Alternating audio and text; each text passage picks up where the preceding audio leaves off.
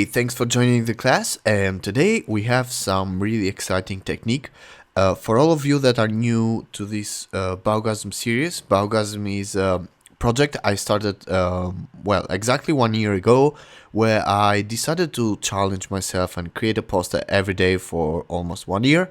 So, yeah, this class is one of the series, and basically today I'm going to show you how you can create some abstract shapes and gradients and we're going to be working basically mostly on Photoshop, but I'm going to show you also something on Adobe Illustrator where you can generate some um, gradients. But yeah, basically most of the work is going to be done on Adobe Photoshop. So uh, what we're going to do today is something similar to this, like this is yesterday poster, and then is this one. I use the technique to create this one, and that one, and a few more, also this one.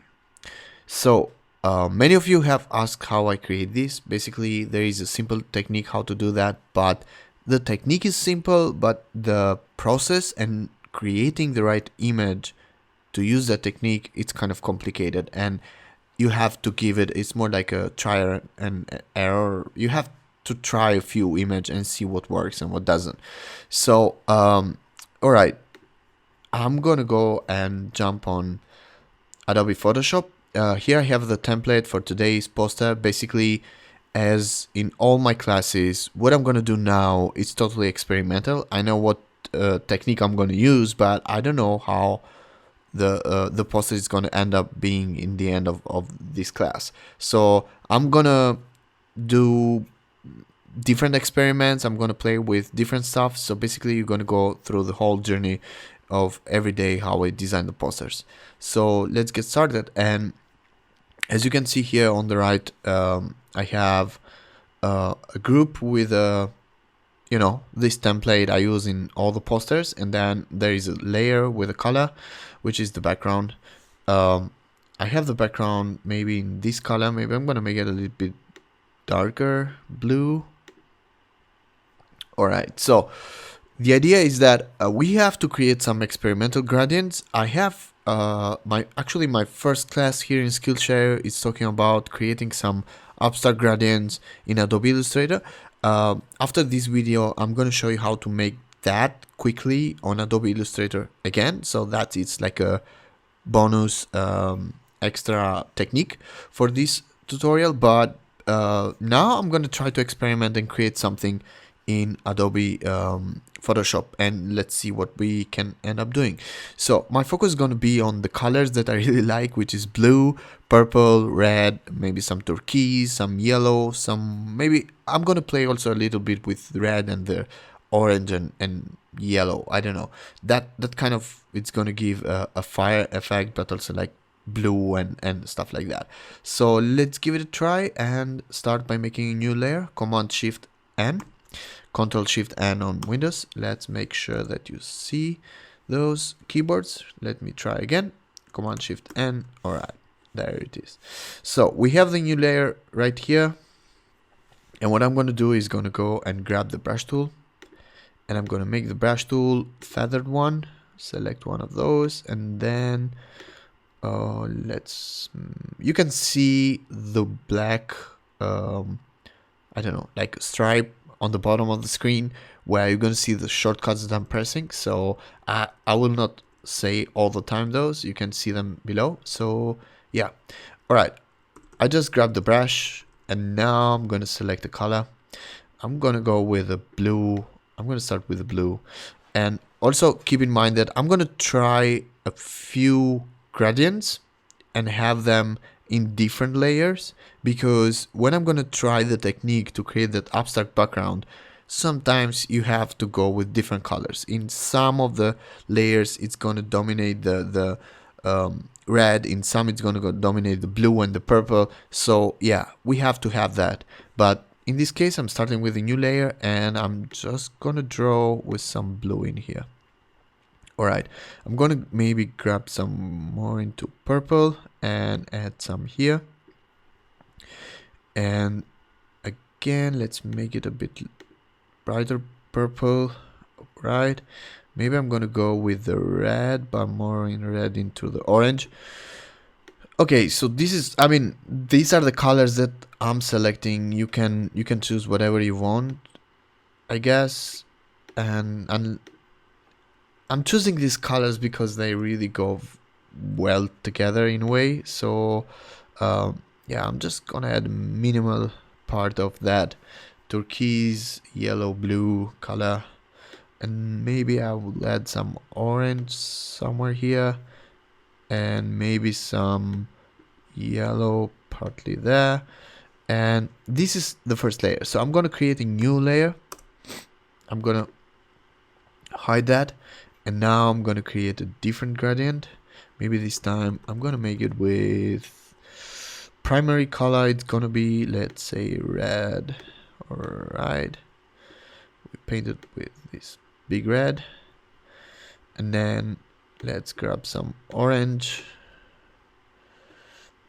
Alright, and maybe add some blue or into purple somewhere there. Okay, so I have that in different layer. Alright, let's create a new layer, and now I'm gonna make a few purple lines like that, and maybe some purple in here, maybe some dark blue somewhere there, and maybe some different blue. I want this to look more like organic, that they're more like gradient, smooth, and all these colors are kind of mixed together. So that's why I'm trying to create as many variations of the same color family, let's call it. So yeah, I'm gonna add some, maybe some dark red in there, and maybe some light orange, maybe yellow, just a little bit here. So we have these three layers with all these shapes. We can use all three, or maybe separate. Well, I'm gonna use maybe only this one. I don't know. I'm just experimenting here, but I know what I'm gonna do. So in this case, I'm just gonna maybe duplicate. Let's see how they. All right. So, oops. Let's see how this all merge in a way together. I think I'm gonna duplicate the layer 2, Command J, and then I'm gonna right click and go warp, and maybe do some warping like this, and let's see how that looks. Sorry, also I had a flu and my voice might sound kind of weird, but yeah, you have to forgive me about that. I can't do anything. All right, so I'm gonna leave also this one in here because kind of looks good. And this was like a different technique that I just showed you. Like you could do that and create this kind of stuff. Let's get rid of this. You see, this looks pretty cool actually. So if you make this big, this looks pretty nice. But I'm gonna still use maybe this one and duplicate it, and then create a warp tool again. Maybe play a little bit more with that. Create something similar. All right. Computer is working like crazy. I don't know if you can hear the voice, the noise of the computer. I'm really sorry if that's annoying. It's an old MacBook, so I can't do anything about it right now. Alright, this doesn't look that good actually, but I'm just gonna keep it here. I'm gonna make it a little bit smaller and bring it here. I'm just going quick on this. I hope that you know the basics of Photoshop, like Command T is free transform and just making it smaller. I'm sorry, I'm trying to be as quick as possible with that. Alright, I'm gonna grab the eraser tool and I'm gonna delete some part of this.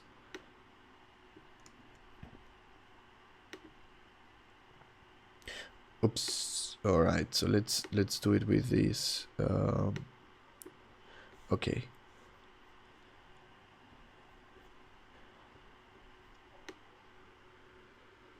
Okay, so I'm just gonna leave it here. I have all of these in different layers, and we're gonna try basically all of them and see how they look. So on this video I showed you how you can create these gradients in Adobe Photoshop and how you can play with the brush tool and create these weird looking mesh gradients. I don't know how to call them, but on the next video I'm going to show you how you can do basically the same in Adobe Illustrator, and then we're going to jump back in Adobe Photoshop where we're going to create something pretty cool, which is making that liquid